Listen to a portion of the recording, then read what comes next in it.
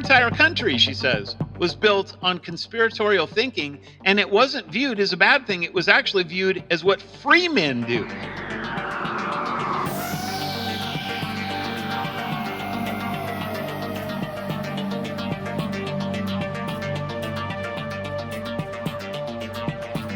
Thank you for joining me on Unrefined Podcast. I am Brandon Spain, along with Lindsay Waters, and this is where we explore the mysteries of the universe, uncover new perspectives, and discuss the seen and unseen through a lens of biblical truth. For more content and exclusive resources, visit us at unrefinedpodcast.com. Now, let's begin this week's journey. All right. Today, we're bringing back someone who never fails to blow our minds with the depth of knowledge and his knack for unraveling the supernatural threads woven throughout the Bible. He's a pastor, author, and seasoned explorer of the weird and the high strange. From ancient mysteries to biblical giants, he's covered it all with solid theological foundation and a flair for the fascinating. Get ready for another round of eye-opening insights and deep dives into the unseen realm. Welcome back our friend Doug Van Dorn. How you doing, Doug? What's up, fellas? Hey, Doug. Yeah. Good to have you back. It's quite a world out there. Yeah. Well, it's ironic that we're having you on at this particular time period to talk about this particular topic we're going to dive into today, because there's so much going on in this realm, and we're going to talk about conspiracies. I read your book, but I just want, not necessarily just to talk about the book, but just to talk about conspiracies in general and give people a primer of how to discern conspiracies and all that kind of stuff. And I'm going to start out with kind of a interesting question to kind of set the stage. How would you define conspiracy, and what is some of the background for that word? So you want to define just conspiracy or conspiracy theory? 'Cause those are Theory. two Sorry. different Yeah. things. Conspiracy theory. Yeah. Yeah. And the reason why that's important is because really a conspiracy is just the, two or more people that are conspiring together to do something against somebody else. So that shouldn't be controversial, but unfortunately, I think that it is. Yeah. And I don't know why. Like, this is one of the main things that caused me to write that book back. So I wrote it. I don't know if you know the story about this, but we had gone to the Nuggets game late February 2020. Everything was still open. And the very next day, the NBA was the very first thing that shut everything down. Yeah. And I was like, immediately, I thought, there's something not right here, man. I don't know what it is, but something's not right. And then within a week, the whole country was shut down. And so we decided to do the online thing with our church for a couple of weeks just to see what was going on. And I used that as a way to write the conspiracy theory book, which I had been, believe it or not, I've been trying to write it for like 7 years. Nothing came out, man. I would sit down at the typewriter time and time again, and I couldn't write a page. The whole book came out in a week. Wow. I didn't know that. It was crazy. Wow. So like everything just flowed out of me. And one of the main reasons why I wanted to write it was because I'm like, aren't we Christians? Don't we believe that people are born with original sin? Don't we believe in sin? Don't we believe that people do bad things? Whatever happened to sin? It's like insane to me that this is even a question, that people could commit conspiracies against other people. Have been doing it since the beginning of time. The Garden of Eden, for crying out loud, is a great conspiracy. Mm-hmm. Yeah. Yeah. So anyway, that get me on a rant. You probably will get me on a lot of rants on this topic, but rants are good. Go ahead, Lindsay. I was just going to say Psalm 2. Why do the nations rage? Why, I'm probably misquoting. Why do the peoples plot in vain? That didn't stop then or stop at any point. That's still going on. That's until Jesus restores everything, something that I think will be a reality. They're always plotting against God and his anointed, Well, even the book of Revelation at the end, there's still conspiracies going on. It ramps up towards the end, whether you're a futurist or more preterist or partial preterist or amillennial. I call myself an amillennial futurist is what I've got that from you, Doug. Man. I'm kind of a mixture. So, but yeah, I mean, even in the book of Revelation, you have conspiracies going on. So the second part of it is the theory, right? What is a theory? I think this could be part of why there's more to it than this, but this could be part of why this phrase has become so loaded in our day. So a theory could be just something that's purely speculation. You have some kind of an idea about something, and so totally just making it up in your head trying to understand something. Or a theory could be like rooted in science. The whole point of the scientific method and a hypothesis is that you have a good theory and you're trying to evaluate it and to test it, right? So if conspiracy theory is rooted purely in speculation, that's, I think, the way that most people think of the term today.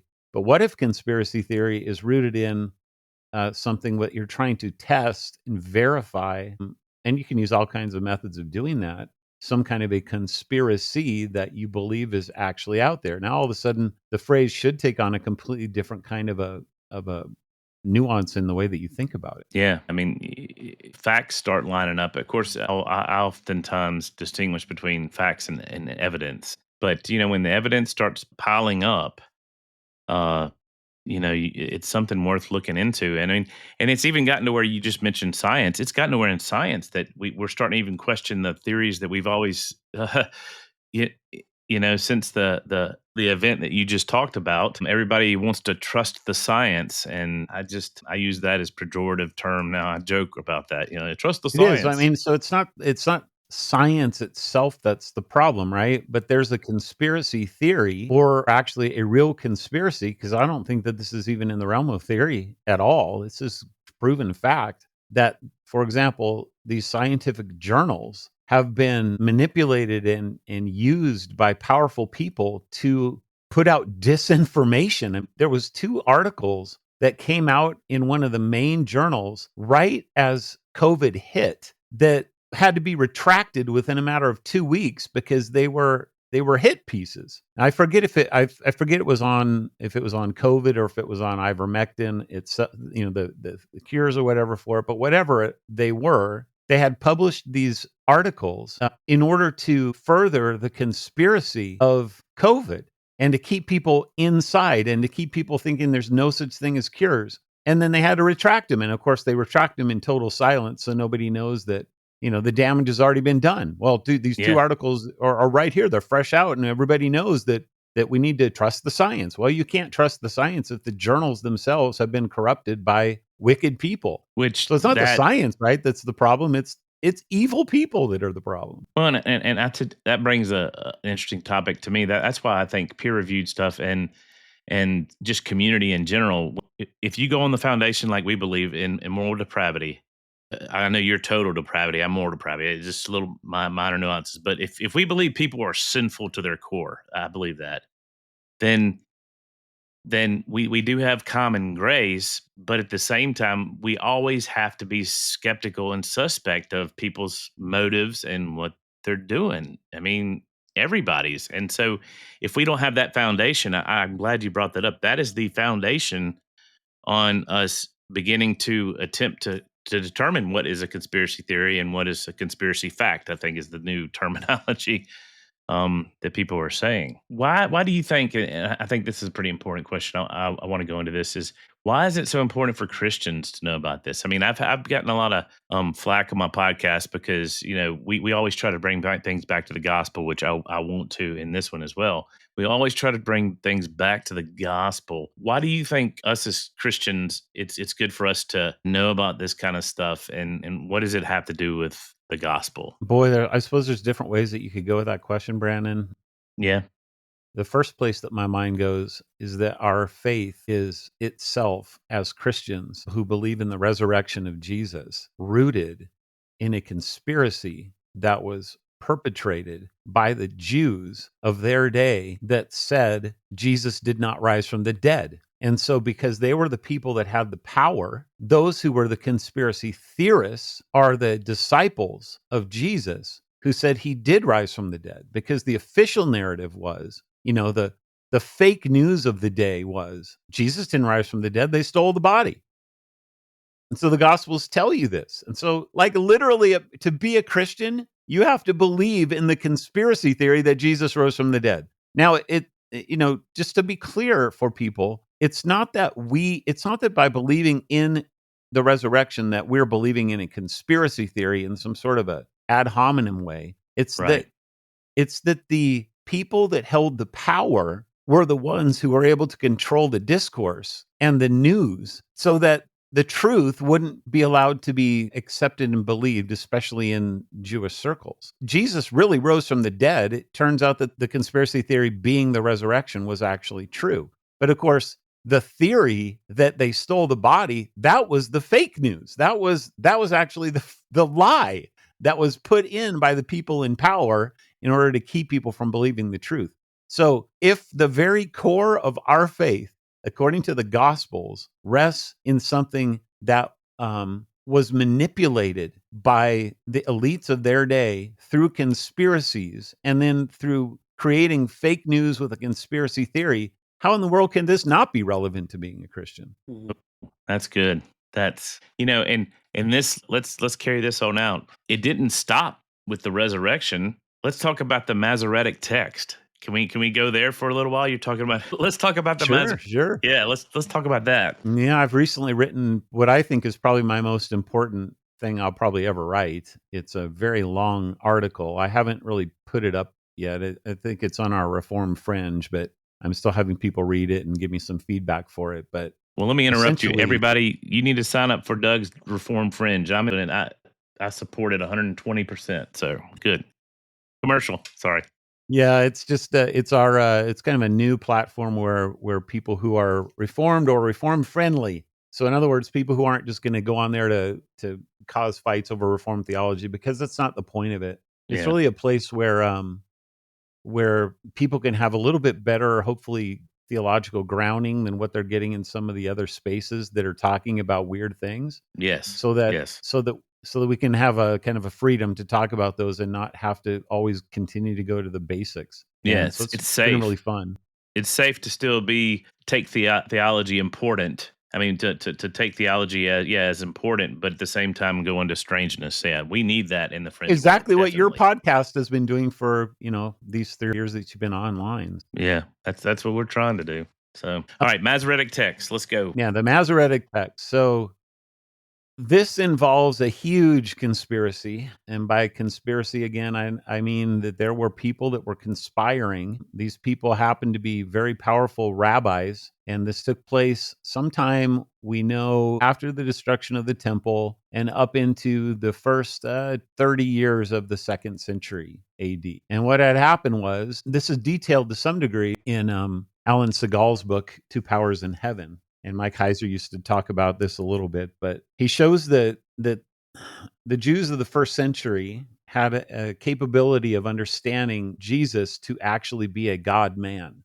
Whereas today, if you're to ask basically any Jew, they don't really have that category in their head, because they're they're actually more than functionally, they're literally Unitarians in the way that they think about God.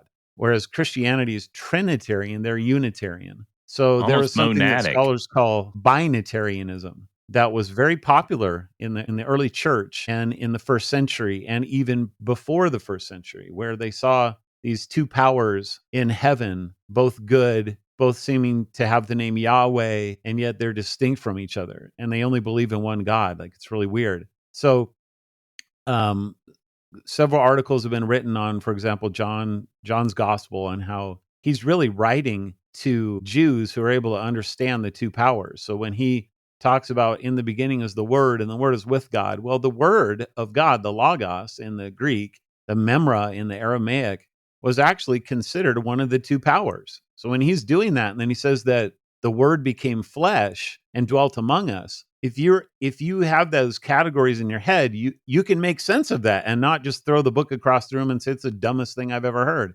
Okay, so all of these Jews were converting to Christianity. I'm going through Acts right now with our church, and every time Paul goes into a new city, he first starts in the synagogues, and he usually has initially quite favorable response from the Jews and from God-fearers who are going to the synagogues. In fact, in Corinth, the one I'm working on this week, he even gets the main guy of the synagogue himself to convert to Christianity. Mm-hmm. But almost immediately thereafter, in almost every one of these cities, whether he's in Greece or in Asia Minor, there's a rabble of Jews that did not accept, I believe, two powers, and then therefore they did not accept Jesus could be possibly be the Messiah. They had a totally different conception of it. So these are the politics that are growing within Judaism in the 1st century. they're losing more and more people to Christianity. Eventually, Christianity becomes seen as a different religion, whereas in the earliest days, in the days of Paul, it was a sect of Judaism. It becomes split off from Judaism. And the rabbis are a main reason for that, okay? Because they saw this as a threat to their power. They saw this as a threat to their ability to interpret the text for people the way that they wanted, all kinds of threats. Besides the fact that their temple has been destroyed in 70 AD and they've been scattered to the four winds of the earth. So what happens is they start consolidating their power in the 2nd century. And one of the things that they did was they commissioned several new versions of the Greek Old Testament that were not the Septuagint. There was actually 3 of them. And these new translations from the Hebrew into the Greek, to various degrees, had some really nefarious reasons for it. Some of these rabbis, like, they hated the Septuagint so much that they wanted to get rid of it altogether, but they couldn't because it was spread throughout the whole Roman Empire. Yeah, it was Whereas a the foundation. Masoretic Text, they had total control over it, okay? So what they were able to do was change very cleverly a very few things in their text that had to do with two powers theology or had to do with verses that Christians were using to teach that Jesus is the Messiah. And it was a conspiracy that the church fathers knew about. Several of the church fathers were like, yeah, we know exactly what happened. The Jews tampered with their own text. They wouldn't have stopped at anything. Some of the church fathers are like, they would have changed the entire thing had Christians used the entire thing in order to talk about Jesus. Well, didn't they even mess with the genealogies too? I mean, Yes. So this is the cleverness of what they did. So, you guys have talked a lot about Nephilim and Genesis 6 and stuff like that. There's a bunch of related passages to that. So Genesis 6 talks about the sons of God. Deuteronomy 32:8 talks about the sons of God. I first got into this whole strange worldview because Heiser had written a paper on Deuteronomy 32:8 and a textual variant that appears there where it says that, remember when God divided the nations according to the number of the sons of God? Well, if you read your New American Standard, it'll say the sons of Israel. Well, those are totally different things. What happened? So what happened was that the rabbis changed the text of both the Hebrew and their new Greek to say Israel when it originally said sons of God. Why would they do that? Because sons of God were viewed as supernatural entities, whereas sons of Israel would be perfectly natural. So they do this in Psalm 82:1 with the divine council, where it says that God takes his place in the divine council. In the midst of the gods, he holds judgment. Well, they changed gods there to rulers. So in other words, all of a sudden, the word Elohim is no longer talking exclusively about supernatural creatures. It's talking about human judges. Perfectly, nothing to see here. No problem at all. Well, all of these are things Christians were using to prove that Jesus is the Messiah. So then they go and they tamper with some related passages, like the genealogy of Shem. Where's that in? Genesis chapter 10 or 11? I think it's in chapter 11. After the Tower of Babel, you get this genealogy of Shem. So Shem's the son from which Noah. Abraham will come. Yeah. And what you find is that if you go and you read, all they did was they dropped the number 100 out of 6 verses. And then there's an extra 50 years or something that is also different. So if you read the Septuagint, you have 650 years longer in the frame between Shem and Abraham than you have in the Masoretic text. That doesn't seem like people will be like, well, so what? Well, here's the so what. Difference. Here's the big deal. Yep. Christians were claiming, and they were using this because the Jews themselves had ideas or speculations or theories about a guy named Melchizedek, that Melchizedek was actually a supernatural entity.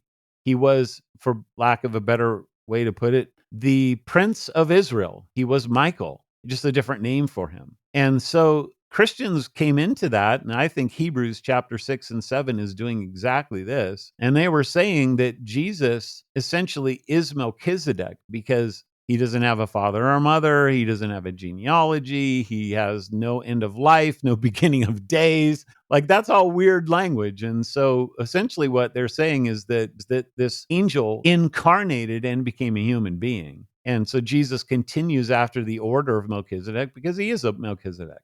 Okay, so the rabbis are furious about this. They know that there's all this speculation with Jews talking about this. So what do? They make it impossible. What they do is they make it so that Shem becomes Melchizedek.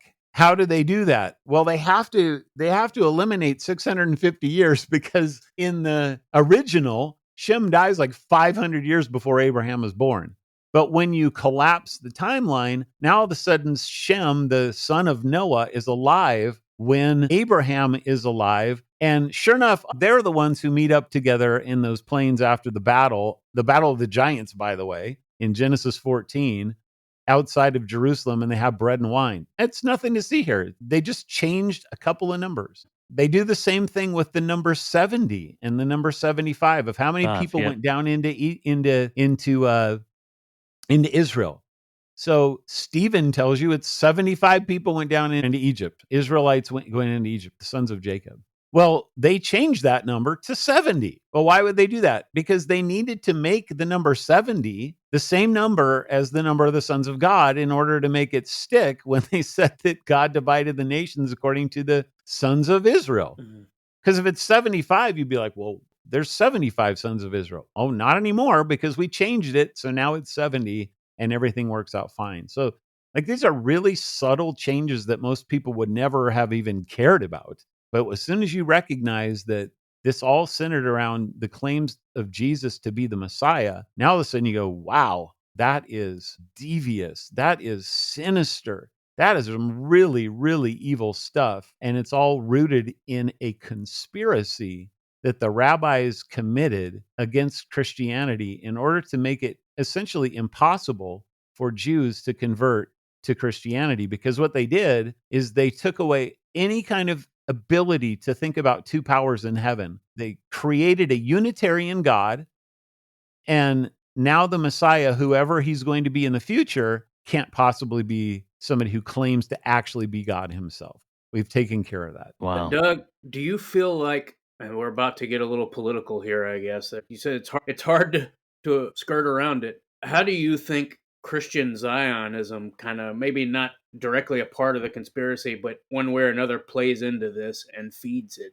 Because especially that verse maybe about, the sons of Israel in Deuteronomy as opposed to the sons of God, a lot of Christian Zionists would see that, taking that translation, the alternate translation, as an attack, as an anti-Semitic attack. So do you feel like Christian Zionism plays into this? It could, yeah. That would just be based in total ignorance. I could see why somebody would do that. They would think that sons of Israel is the original meaning, and so you're a racist or whatever because you want to change the text. Well, that's why textual criticism is such an important science that we have. Yeah. Because it demonstrates that Israel was not the original reading of the text. So I don't care what you say about it being racist or whatever. It just simply isn't. You're wrong. But, I mean, I don't know if you want to go into Christian Zionism, because that's a whole other conspiracy theory, man. And it's because crazy. I mean, well, we may not have time to. Yeah. I mean, I don't mean any ill will for people that are, that love the nation of Israel and stuff like that. No problem with that. I've been over there. I have many Jewish and Christian friends that are in Israel. I love them. But you know what? I also love the Palestinian people, and I love, especially my brothers and sisters who are Christians that are Arabs that are over there too. And something happened in the early 19th century. There's been cases that have been made that there was actually a concerted conspiracy to sort of change the way that Christians, especially coming out of the Reformation, so Protestants, started to understand the people of Israel. So for 2,000 years, Christians have understood that God's people in the New Testament have been given all these Old Testament names. We are the true Jews. We are sons of Abraham. We are this true circumcision. There's all kinds of these terms that are used in the New Testament. And all of a sudden, about 200 years ago, it became very unpopular to think this way, because no, the only true Jews are biological Jews. There's no sort of a spiritual reality to that. And you start getting people buying into a theology that says you're spiritualizing everything, and you're not allowed to spiritualize things. And only the real people of God are the Jews. And then this becomes a reason that was used to create the modern state of Israel, which is some pretty dark roots as well. with the Rothschilds and stuff like that. Right. And we've created this, like, it's had some good, I mean, God uses all things for the good of those who love him. Doesn't matter Yes. what kind of conspiracies we do. So there's some great things that have happened because Israel became a state. There's also some really dark things that have happened Yes. because Israel became a state. Yeah. Yeah. And, you can root that in a conspiracy. And it's a very interesting rabbit hole to go down. I think some people take it too far, but to not consider it is also can be dangerous because you can end up, you asked that question about how does this matter with Christianity? Well, this is another great way that it matters with Christianity because Christians are the inheritance of what Israel was always supposed to be in the old covenant. There's always been two Israels. Paul couldn't be more clear about this in Romans 9. Not all who are descended from Israel are Israel. Mm. So that means there's two Israels. There's not just one. There's always been two. There's Yeah. a biological, physical seed, and those are Jews. There's nothing wrong with that. And people shouldn't be embarrassed about that or any more than I should be embarrassed about being half Swedish. I'm proud of that fact. But I'm a Christian before I'm a half Swede, Yeah. Well, and it tends to, I mean, the church is not an afterthought.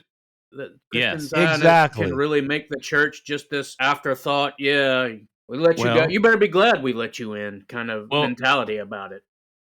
And this is going to probably get me some wrath, but it's almost like the church becomes a concubine and Israel is the real bride. Man, I've heard people say that God in the Old Testament married Israel and Jesus in the New Testament marries the church. And they're totally different things. Like you get some pretty weird stuff. You think about that. Gosh, that's wild. The fact of the matter is, as Christians, true Israel is one person. It's Jesus Christ. Jesus. Yeah. Why is that? It's because you have all these Old Testament covenant heads from Adam and Noah and Abraham and Moses and Levi and David.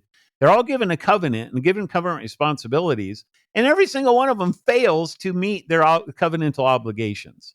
They all blow it. They all violate God's law grotesquely, and that law has to be upheld. And what happens in the New Testament? There's one person who comes along and fulfills and upholds every one of those covenantal obligations as our prophet, priest, and king. Those are covenantal obligations. And this is why Jesus can come along and tell his disciples, I am the vine. Where does he get that from? Well, that comes straight up out of Isaiah chapter 5. And in Isaiah 5, Israel is the vine. But now Jesus is saying, no, I am the vine because I am what Israel was always supposed to be. That's why he's called the second Adam. And so therefore, anyone in the vine becomes true Israel. Whether you're a Jew who is already in kind of biologically, but now through faith you trust in him, or you're Right. a Gentile and you're a strange branch who's grafted in, that's what true Israel is. And this is the reason why it's not wrong to call Christians Israel. It's the heart and soul of what we are when we think about it as being in Christ. No, he's created one new man between the Gentiles and the Jews. I mean, that's Separating that wall of division that was exactly pictured for you in the third or the fourth level of the temple with the area of the Gentiles. What's funny, Yeah. Brandon and Lindsay, is that if you get flack for this, all it's doing is demonstrating that there is actually a conspiracy theory that's related to this, because this shouldn't be controversial. And for 1,800 years of the church, it wasn't controversial. Let me tell you what we say down here in the South. You throw a rock over the fence, the dog that yelps the loudest is usually the one you hit. So Well, I was going to say there used to be, and especially in the Reformed world, Doug, that this much better emphasis on this idea that biological Jews would one day be converted. You saw that a lot in the Reformed world, and Yeah, you did. And today you've That's got been Reformed lost people because- that fight about it. Yeah, Yeah. and like, no, I don't think they will. But yeah, you're exactly right. well, Puritans. I we mean, want it's everybody, as many as possible, to. yeah. You would think, right?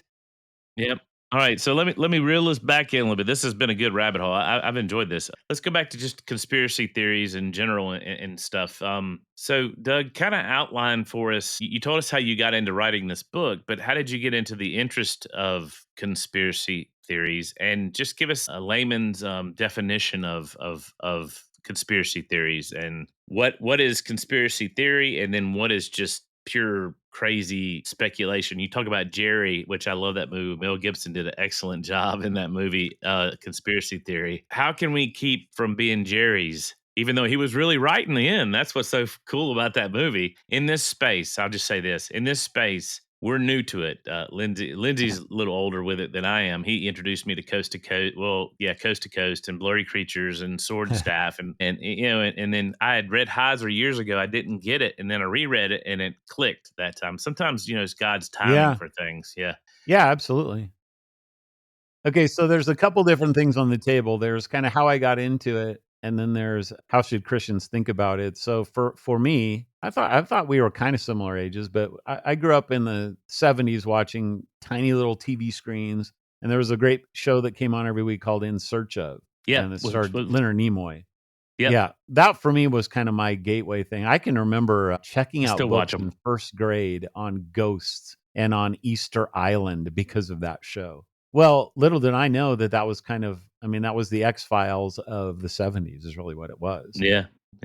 I remember Talking about all these prehistory things that by definition, when you're trying to think about how these things get here, you have to engage in some sort of a conspiracy theory, hopefully in the right way, where you're looking at it through the lens of science and history and what can you verify from the past and stuff like that. But that's what it is. All these crazy megalithic things that they're there and they don't make any sense at all. Yeah. How they Even get back there. then. Yeah. Right? I was fascinated by that. So I've always been into this kind of stuff. I think it's wild, and I never really had good answers for it unless I would listen to some of these programs. And so they're wild, they're exciting. People are kind of coming to discover just how fun they are as they listen to the shows like this or listen to some of the podcasts that you've mentioned, some of them that I've been on. It's great. I was a Ripley's Believe It or Not guy. You remember Ripley's Believe It or Not? Oh yeah, totally. With the cowboy guy. What was his name? Anyway, yeah. Yeah. And that's incredible. Jack Palance. Jack Palance. That's right. Yep. Dean Cain did it when I was a teenager. All right. He's younger than us. But then that's incredible. I love that show. That was along the same vein. Grant Tarkington. Yep. Football player. Yep. So yeah, that's where that's where it has its roots for, I suppose, most of us just watching TV shows that are like that are really exciting. Yeah. That's how I got into it. Then I suppose it was, I don't know, 3 or 4 years after 9/11, I had a friend who started talking to me about, just matter of factly, about how 9/11 was an inside job. And I'm like, what are you talking about? After talking with him for quite a while about it and getting pretty upset, all of a sudden it struck me. Said, I remember watching the second tower fall live. I held my 1-week-old baby in my arms. And as I watched that, I said, that's a demolition. Somebody took that building down. And that was almost everybody's first response to that, because anybody who's ever seen a controlled demolition knows exactly what happens. That's what happens. But within a matter of half an hour, that was pushed outside of my mind because the entire narrative was different from what my eyes saw. So that kind of put it in the seed that, wow, maybe there's actually conspiracies that are still taking place today that people are lying about. And I uncover some of those in one of the chapters with, I look at especially like Pearl Harbor or even the burning of Rome back 2,000 years ago with Nero, who essentially burned down the city himself so that he could build a new palace because there wasn't any room. And they blamed it all on the Christians. Yeah, there's nothing really new under the sun. That sounds a lot That's like exactly right. Painting things blue, and Maui, anyone? So that they won't burn down in your Hawaii fires. It's unbelievable, man. Or California fires. Yeah. Anyway, so so there's that whole part of it. And that's how I got into it. I don't know if people know about the history of the phrase. That's always interesting to look at as well. Yeah, let's go there. Yeah. So I looked into this because it's become a conspiracy theory that the CIA created the phrase. They didn't create the phrase. The phrase, we can trace the phrase back to the 1800s, the late 1800s in law courts because of Google books. And they never used the phrase in a bad way. They always use it in a good way. Yeah. But it became a pejorative in the late 60s and into the early 70s when the Warren Commission was started. And we're going to see more of this as Kash Patel unleashes the documents of what happened with JFK. We've already seen enough to know that this is true. Yeah. But they created a whole atmosphere around the phrase conspiracy theory on purpose. This was very deliberate. that they did this in order to keep people from questioning the official narrative of what happened to JFK. Because the fact of the matter is the CIA is what was behind it. Well, and now So you're considered a nut job, or it's pejorative. I mean, it was really funny when I started doing this podcasting, and I told somebody I believed in Bigfoot, and they're like, "Oh, you're becoming one of those conspiracy theorists." Mm-hmm. There you go. I'm instantly nothing I say is going to be listened to because I'm one of them. You know. Right. It's a thought stopper. It's a conversation stopper phrase. That's the whole point of Ye- using it. Yep.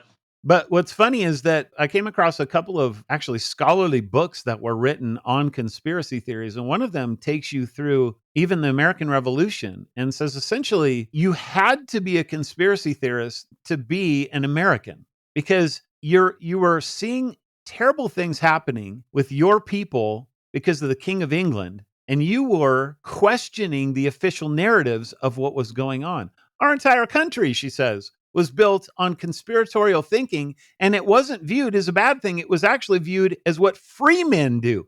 Free men are the ones who question everything, and it's slaves who don't question anything. Yep. That's amazing. I loved how you caged that. How just several hundred years ago, being a conspiracy theorist was a normal part, like you said, of being an American. If you didn't engage in it, you weren't an American, and now it's just they're trying to make us slaves. That's my 2 cents, but they won't. And They why want wouldn't you mindless question drones. if you actually do believe in human depravity and you believe people are evil? Why in the world would you think that your government has all only and every good intention for you? Our entire way of doing government was created on the fact that government is corrupt. And so every aspect of our government is there to keep government from gaining centralizing power because it knows that it will become corrupt. And yet today we're told if you question your government that you're crazy. Like it makes absolutely no sense. This is It's a constitutional crisis. That's the new buzzword. Wild, It's not. man. It's It's crazy. absolutely wild the times that we're living in. I know. It's just, and you can go, all kinds of different directions with that. But in the book, you explore spiritual dimensions of conspiracies. So how do you see spiritual warfare? I have a guy that I heard one time that said he was so used to reading the Bible that when he would read like history books, he kept wanting to see what was really going on behind the scenes spiritually because it says in the Bible, and he's like, he was reading a Civil War book, and he was like, all right, well, where's the spiritual stuff that's going on here? And we realize in history it's out, but in the Bible it's there. I mean, it's totally there. So what's the spiritual dimension to conspiracy theories in your book? Well, it goes back to the Garden of Eden, doesn't it? The very first conspiracy against humanity was perpetrated by the Nahash, by the serpent in the garden, where he lied in a very subtle, cunning way, giving fake news to the woman. And essentially, he conned her into creating her own fake news. That's what's so wild about it. Has not the Lord said? And then she kind of just subtly adds to what God had actually said. She herself twisted it after he gave her the inspiration. And the whole point there was to conspire against humanity so that they would have, and this is also the supernatural realm, so that we would effectively lose our seat on the divine council and not be able to rule and have dominion over the earth the way that God had originally created us to do. That whole scene is a divine council scene. It's taking place on Mount Eden. It's a legal courtroom scene from beginning to end, which is exactly what you find in any kind of a divine council scene anywhere on the earth. That there's judgments that are being made, given over the affairs of humanity. In this case, we're involved in it because we were originally given a seat on that council, and for what we did, we were kicked out, and then Satan was cast down, which I believe that that's language not for losing your legs and becoming a snake, but for being brought low to the earth, where now you are going to be, it's kind of like Satan got what he wanted, but he didn't realize what he was actually getting, which is a bunch of wicked people that he's going to start ruling over as he himself becomes more and more wicked. Yeah. Well, that going back to what you're talking about, our country in its very design was because it had a lot of good, solid Puritans and people who understand the nocetic nature of humanity doing it. The only thing that bothers me though is I feel like we've lost that aspect with the mind. I feel like we've got it with the heart and the emotions, but I feel like some people think that their minds are still not fallen, and I think we need to recapture that, particularly in the Hmm. church. And Yeah, for sure. yeah, and so yeah, the whole spiritual dimension going on behind the scenes. You just brought up the conspiracy with that. I wanted to kind of chase a little rabbit here because this is something I've been kind of thinking a lot about, and I just want your input. And it kind of plays into what we're talking about. Can you explain the difference between the whole serpent seed thing and then the seed war thing? I think people are getting those confused, and I've Oh, heard yeah, that's a people great say, question. "Yeah, yeah." Can you help us with that? Yeah, so the serpent seed is a doctrine, the idea of which is that Cain was a son of the devil. Effectively, Satan had sex with Eve, and Cain is the offspring of it. So that's the serpent seed in a very literal sense. Now, that actually has roots in medieval Jewish rabbinical Zohar Kabbalah stuff. Kabbalist, yeah, And I suppose that that probably goes, you Gnosticism, could probably make an argument that it goes back to Babylon. I don't know, yeah. at least the Babylonian captivity, where they taught that effectively Lilith had relations there with, I Mm, suppose, Adam or something like that. And mhm, Lilith is, of course, a vampire demon that shows up in their stories of Genesis chapter 3. mhm. And so a serpent seed doctrine effectively teaches that Cain was not just a spiritual evil human, but that he was actually a demigod. Mm, Okay, so the demigod thing, which is really the biblical equivalent of that, is the Nephilim. That has, in my opinion, and I think in your guys' opinion too, it has biblical basis, but it's not in Genesis 3, it's in right. Genesis 6. And there's Yeah. actually another conspiracy there Yeah. with the Watchers in Enoch, where 200 Watchers effectively commit a conspiracy against heaven and say, we're going to come down and do this thing that we know is against the law. We're violating the law. Jude talks about how they left their proper domain and they swore an oath to each other that they would all carry it through to the very end when you read First Enoch chapter 6. And what was that? Well, it was to take our women and then effectively breed humanity out of existence. So that is a literal serpent seed if you take the Watchers to be serpentine kind of creatures, Yeah. which I do. Yeah. But it just is, it doesn't go back to Cain. And the Cain thing falls apart from the text because Genesis 4:1 tells you very clearly that Adam knew his wife, which means that they had relations and Cain was born. And in fact, Eve's response to his birth is, oh my goodness, Cain must be the one who's going to come and crush the head of the serpent because I have given birth to the man. Well, why would she say that? Because she's thinking about the promise back in Genesis 3:15 that she will have a seed that will crush the head of the serpent. So it doesn't make any sense for Cain to be this satanic child half breed when Eve herself thinks that he's going to be the one to save humanity. And that's the plot twist in that story, because what she thought would be the savior of humanity ends up just further exacerbating the problem of sin when he murders his brother. Well, and the seed war is a conspiracy in itself, and it's a legitimate one. Like you said, that the fallen angels, the serpents, over history, they've wanted to defile the bloodline for the Messiah, right? I mean, and it really, when I was a kid, when in my 20s, I'll say when I was a kid and I was still understanding the Bible, I never understood what it meant when life is in the blood. And then I never understood what Noah was a righteous man. And then all this, all the giants in the Genesis 6 and all that just started making sense because the blood is what matters. It's all about the blood. And that just blows me away because then it goes back to the purest blood that was spilt for us. It's still about the blood. And there was a real controversy I remember years ago when I first got saved about that it was the death of Christ that was the redemption. I mean, I think that's true, but I think there's an issue with the blood as well too. What do you think about that? Yeah, yeah. I mean, the whole thing is it's a package deal. You can't take one apart from the Right. other. You can't take his life apart from it. You can't take his suffering. You can't take his spilling his blood, even in the garden as he's shedding the sweat drops of blood, to the being, speared and nailed on the cross, to his descent into hell, his death, And then obviously his resurrection is the vindication. And then his ascension is where he now sits at the right hand of power above all these authorities in heaven and on earth. So I used to kind of think that you could separate those out. And the more I think about it, the more I say, no, it's a package deal. Well, I want to ask you about this. We were talking about the importance of conspiracy theories and all this to Christianity. Um, I'm an evangelist by heart, disciple maker, and I have noticed in these avenues of fringe and all this, it is such a ripe place. It's what I'd call good soil to plant the seeds of the gospel because these people are looking for the supernatural. That's why they're going to the New Age or the paganism and all that kind of stuff. And with this message, which is honestly, I think a bigger gospel. A guy named Anthony Delgado wrote a book I really enjoyed called a Bigger Gospel. I think this is a bigger gospel, and it is such an evangelical entree for people. I mean, I've started gospel conversations with Bigfoot, and Yeah, I exactly.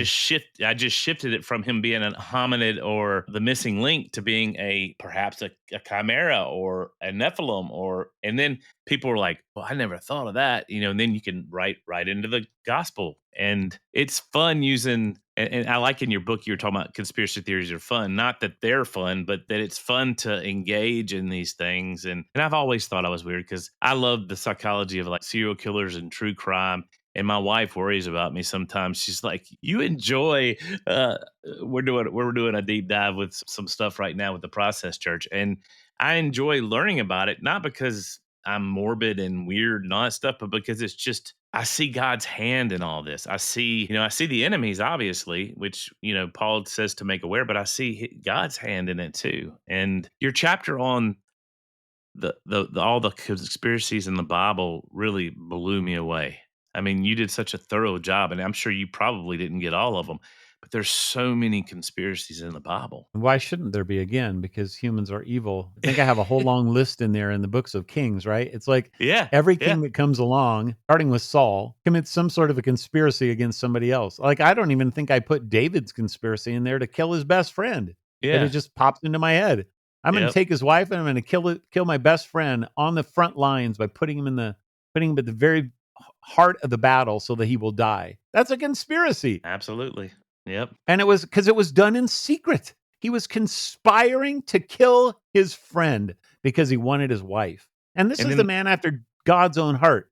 If yeah, David can do that, why on why earth would we would think we? that Exactly. the people of this earth that aren't even believers are not capable of such things? Well, and this is why, even though a lot of the stuff I hear in the news today and a lot of the political stuff and just different stuff going on, this is why there is a part of me that has empathy and mercy for. I mean, this is going to shock you. Even like the Clintons and Obama and all these conspirators and etc. I had this twinge of mercy because at the foot of the cross, we all need the blood, and they need it just as much as we do. Yeah, I might not be as bad as them or everything. I think you make a remark about this in your book, but my sin needs as much covering with the blood of Jesus as their sin does. It gives me, I'm not going to say I'm a bleeding heart by any means for these people, but it does give me some empathy and compassion because I begin to realize that could be me. And it's just it's been really profound in my life, giving me some grace and mercy.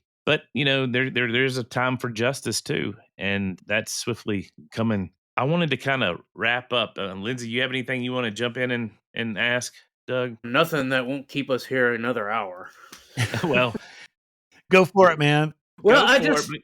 Go for it because I'm about to ask him a question that's going to be probably 20 or 30 minutes. okay. Well, all right. In light of the Masoretic Text, going back to that and textual criticism, how do we approach our Hebrew, our translations of it, but the Old Testament in a healthy way without getting to where we're like Skeptical of everything? and just honestly, because I've seen a lot of evangelicals, and I started Yeah. to do this in my heart, just crapping on the text, basically. Yeah.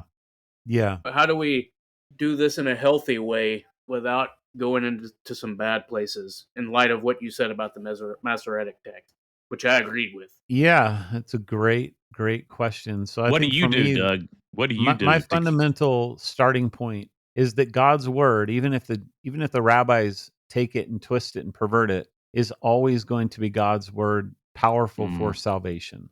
mm, So okay, so we know that they changed some things up that dealt with some very important proof texts that Christians were giving from the Old Testament about Jesus. And those are important to understand. But you know what? They couldn't get rid of all of them. It's just like Jehovah's Witnesses. They Yeah, can mess around with exactly. John 1:1 all they want. Yep. But there's plenty of places that you can go to, including the Old Testament, that they've never even considered are about Christ, because the whole thing is about him. So if I take the view that God is sovereign over his word, no Yes. matter how evil some rabbi might have been in changing it, that gives me a freedom to know that God's word is still going to be his word, even as I know that there are things about the text as we have it today that can be challenged. And another one of the great things about this is that we don't only have one old copy of the Old Testament.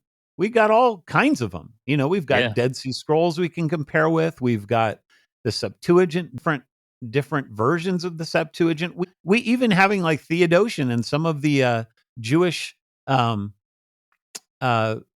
Greek texts that I told you that they had commissioned in the 2nd century. You can even use those to help you understand what 99.9% of the original text actually was. And then the other part of that is that, look, they're not doing this with hardly anything. It's very, very few passages. Like we have, when we discovered the Isaiah scroll in the Dead Sea Scrolls, it was virtually complete. And it was almost word for word identical to what we have even with the Masoretic Text, which Fascinating. is a 1,000-year later copy. Yeah. So his word is something that we can trust. And this also goes into a further conspiracy theory that I'm sure you guys will run into, which is this idea that the church has throughout 100 different books of the scripture. And these are all books that we now know, these lost books that those should have been in the Bible. And there's like this super fascination with Enoch that kind of opens the door for this. But the fact of the matter is, these books were never considered scripture by anyone, Jew or Christian, ever, other than a handful that were debated, like First Enoch. Most of those books that those guys are talking about are straight up Gnostic anti-gospels. Like that was their purpose for why they were written, was to be the exact opposite story of what you learn about in the 4 canonical gospels. So yeah, it's funny. Like our minds are naturally driven in some ways to conspiracy theories. I think actually everybody, even people who say they don't believe in them, Yeah. well, they're believing in one right there, for crying out loud. That They there's just not don't one. realize it. Yep. Yeah. So, you know, that kind of gets to the whole idea of what can conspiratorial thinking do that's bad for you, and what can not thinking about conspiracies do that's bad for you. It's kind of the way I ended the book, which is that, you know, if you look at that movie with Mel Gibson and you just look at the things that happen to that character, you know, he's full of worry and anxiety and fear and paranoia. And those should be the obvious things that if that's all your mind ever thinks about, you should really take a step back and maybe do some things with your life, like go climb a mountain or something like that to get you away from that kind of stuff. Get a But at the hobby, be same time, creative. That's what I do. Play guitar. yeah, exactly. At the same time, not thinking about conspiracies is just as Yes. bad, because what happens if there actually is a conspiracy and you refuse to believe it? Well, the consequences of that could be absolutely catastrophic. It could be deadly for you. Spiritually, if you don't consider the conspiracy of Jesus' stolen body. Physically, if you decide to take death jabs that are going to kill you and you don't realize it. Oh my goodness. Yeah. All kinds Wow. of things. Yeah. All right. Well, my final question to wrap us up and land this airplane is, what's your favorite conspiracy, Doug? And tell us a little bit about it. My favorite actual conspiracy? Yes. Yes. Yeah, in a ways. So I said that conspiracy thinking can be fun, and then you kind of said it's not fun that you like it, but it's fun in the sense that you get to dig into it and actually find out what's actually happening in this world. Yeah.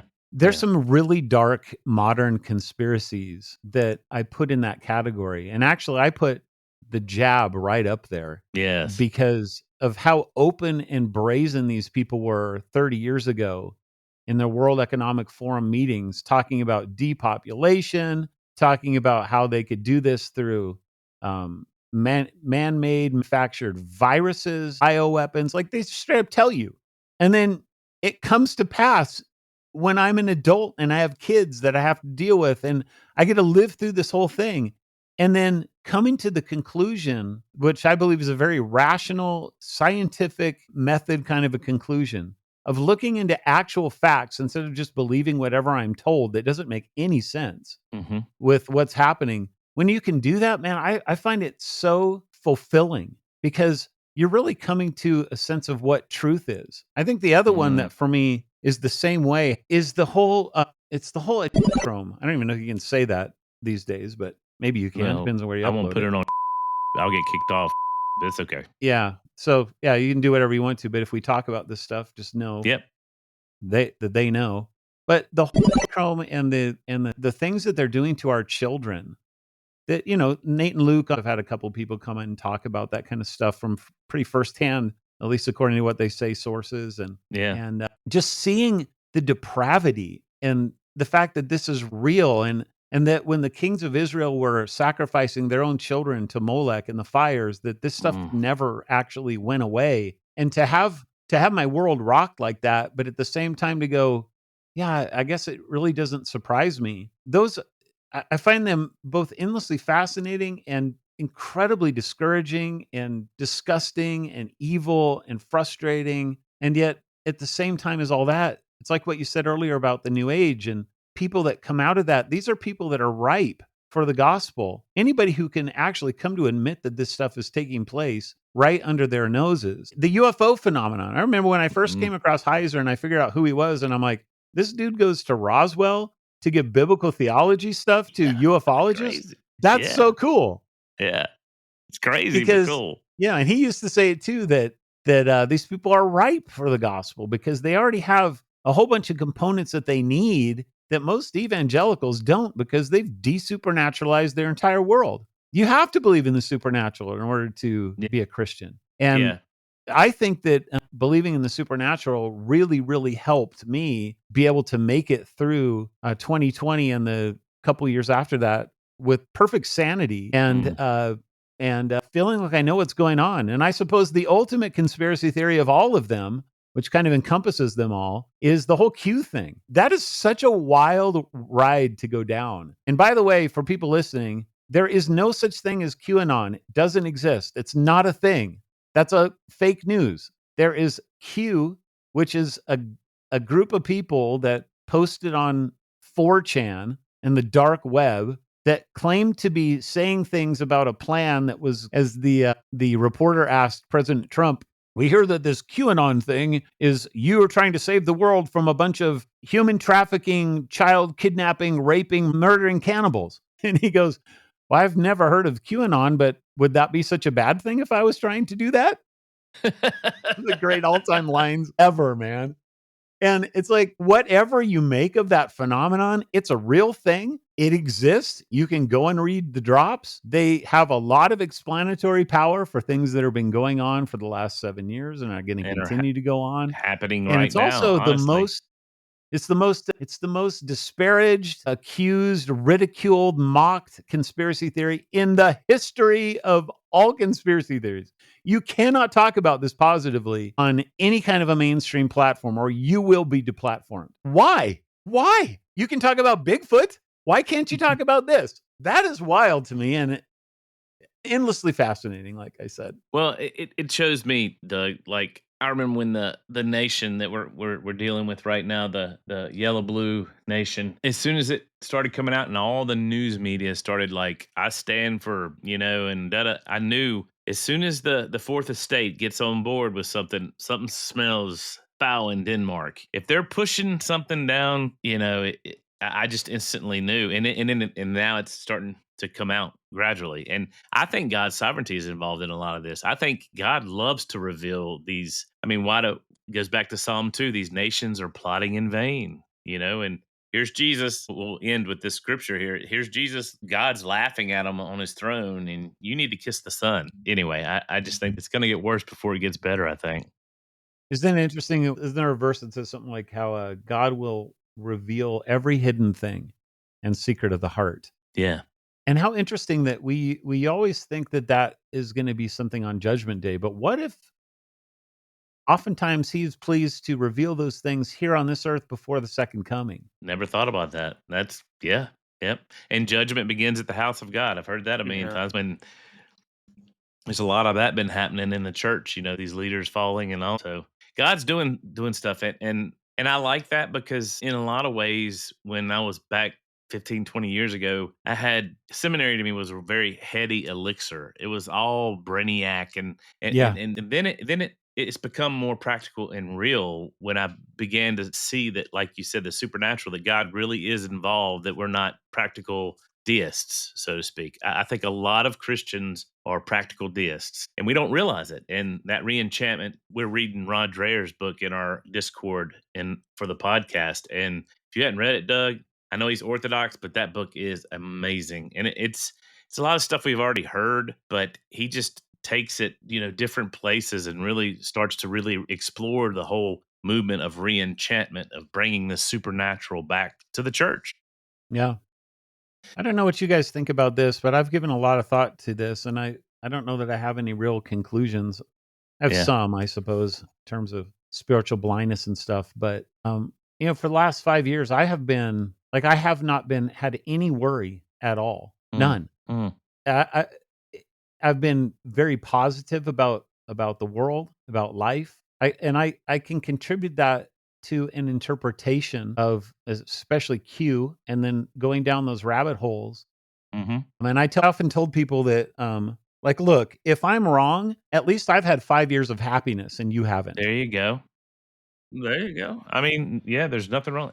The only thing I have that I struggle with, and that's just a sanctification issue, is I'll get angry sometimes. I mean, Yeah, my anger will come up, not rage, but just anger. But you're but I right. think I've that had there's peace. there's a difference between righteous anger and wicked anger. Like you were Yes. talking about having a sympathy even for the Clintons, and when kind of some of the deeper stuff even that those people have done, like I actually agree with you. How can you not have sympathy? These people are lost in some incredible darkness. Dark stuff. Yep. The people that have the most consternation over are people who claim to be Christians, who absolutely refuse at every level to not only engage in conspiracy thinking and to let their mind go in that direction, but it's like they are consumed with hatred for Mm. anything that they disagree with, and then they project that onto me, and I'm like, maybe I come across that way in public, I don't know, on Mm. Facebook or something, and I'm actually not consumed with that hatred at all. So it's a wild thing thinking about people that won't engage in this. They won't even let their mind open up to the possibility that they could be wrong about something. Well, I think that's the about this all the time with a guy like Trump. yeah. People say you worship Trump. I've had people say that on my page. I'm like, well, first of all, it's insane and absurd. But do you know that while I think that, in my opinion, what Trump is doing is good, I actually don't know what the end game of he has in mind is. And so I keep it open in my mind that, okay, what if, like, I play this game with myself. I say, all right, he appears to be, from what I think, at the very least, the enemy of my enemy. I actually don't think he appears to be. He is the enemy of my enemy. Yeah. He's doing some pretty amazing things. But what happens if, let's say that Trump is fighting a Molech cult, a death cannibal, child eating Molech cult, but he actually is worshiping ISIS and not Jesus? Like, I keep that in the back of my head and go, Yeah. well, what would You that have to. what would that Yeah. mean? Like, I Yeah. don't know. Yeah. Yeah. Totally. And Lindsay and I, just this weekend, we were talking about that. It's like, I'm not a Trumpite. It tickles me to see what he's doing and stuff. But like you said, I don't know his motives or what's going to be in the future. But I do know the Father and the Son and the Holy Spirit. And I know that. And that I can anchor in. We were talking about, like, Zionism, which kind of goes towards dispensationalism. I'm not going to besmirch it, but it kind of goes towards. I don't see how people that are continually inundated with just the constant negativity, everything's going bad, bad, bad, bad, bad, bad all the time, how they function like that with their eschatology. And I've had a lot of people on my show with different eschatologies, because I was trying actually just to learn from people what I believe. Yeah. And I couldn't live with that total pessimism all the time. So it's like I have to ground myself back in, and then what you said earlier, go get a hobby and play guitar, do something, and to maintain sanity. As a matter of fact, I make it a rule.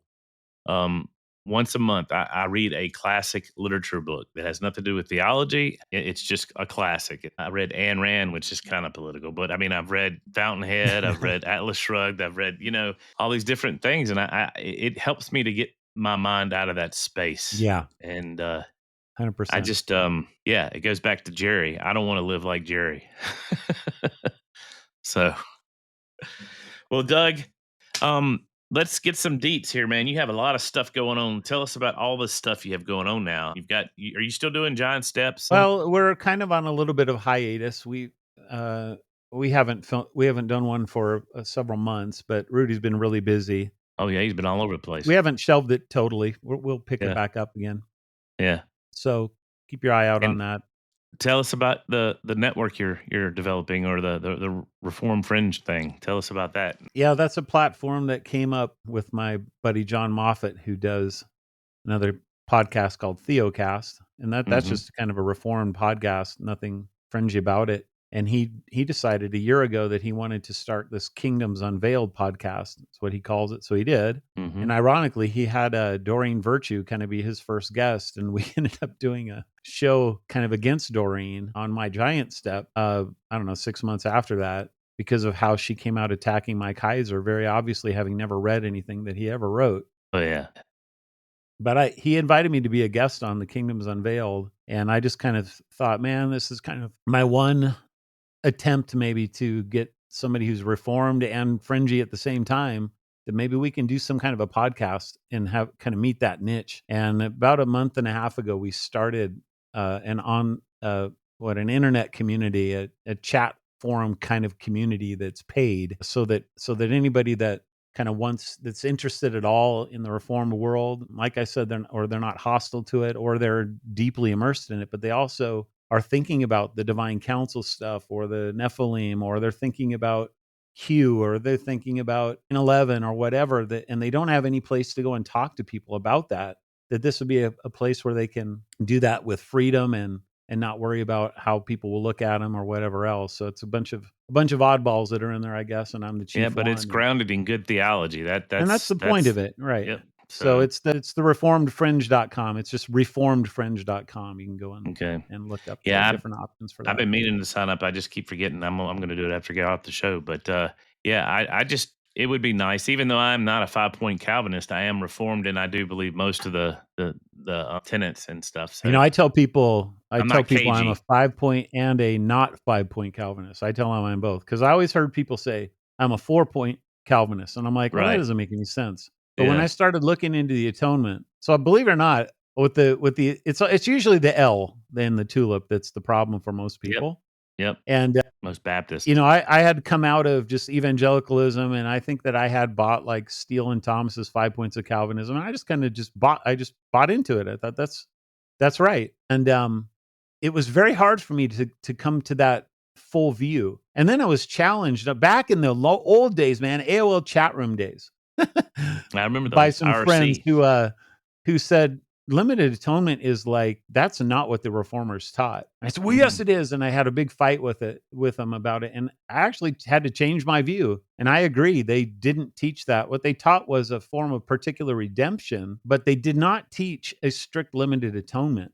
And that's this is even Calvin. Calvin didn't teach it. I believe that he didn't. Well, and I used to hear 4-pointers and 5-pointers both use that whole sufficient for all, efficient for the elect. Yeah. Like they throw it back and forth at each other.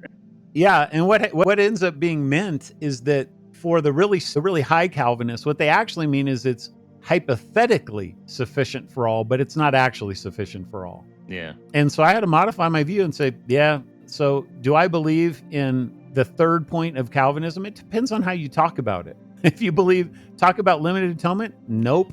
If you talk about particular redemption, that Jesus died for his people and will save them, I do believe in that. But I also believe that he really loved the world and he actually died for them in some sense that's meaningful and real. Yeah. Well, see, I kind of fall. I'm like the Richard Baxter of the I mean, I'm Reformed, but I'm kind of renegade. Well, you Anglicans are that way by definition. Yeah. Yes. All right. Well, thank you so much, Doug. We appreciate your time. Man, we had a blast. This is going to be a really, really fun podcast to put out there. So thank you for sharing your time with us. Yes, thanks, Doug. Anytime, guys. I love being on your show.